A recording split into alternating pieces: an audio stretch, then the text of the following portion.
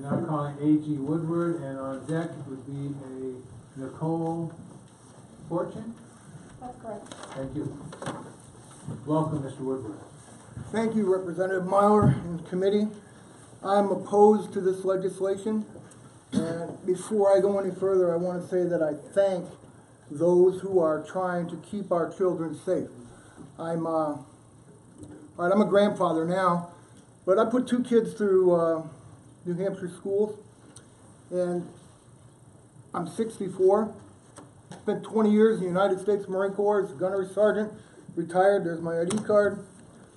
I've got a pistol revolver license I've had since, well, let's not talk about it. I've got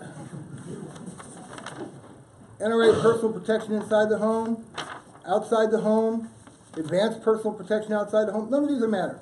None of these are required. The point I'm making here is that I'm the face of New Hampshire gun owner.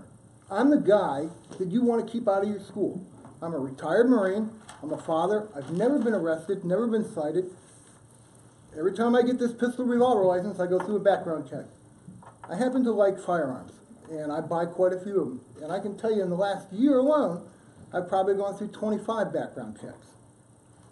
I'm the guy you want to keep out of your schools with a gun.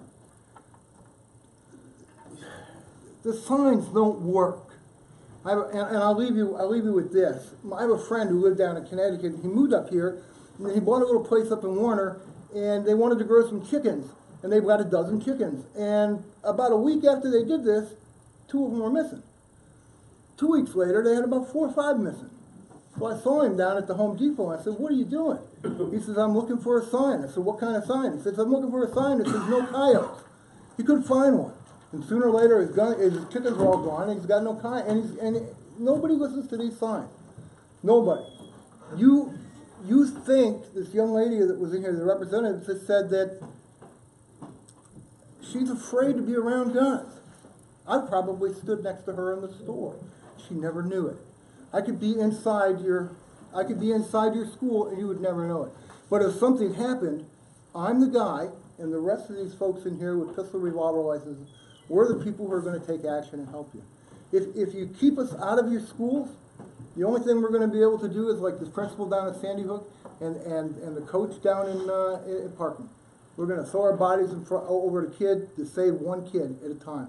Problem is, once we're shot and dead, the guy's just moving on.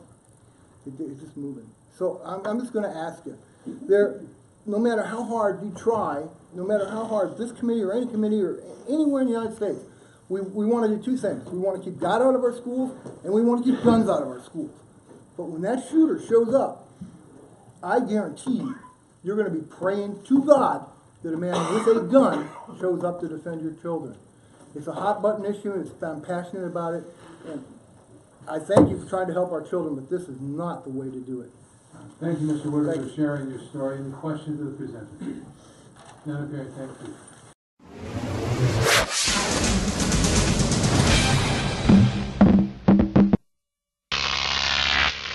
Croc TV.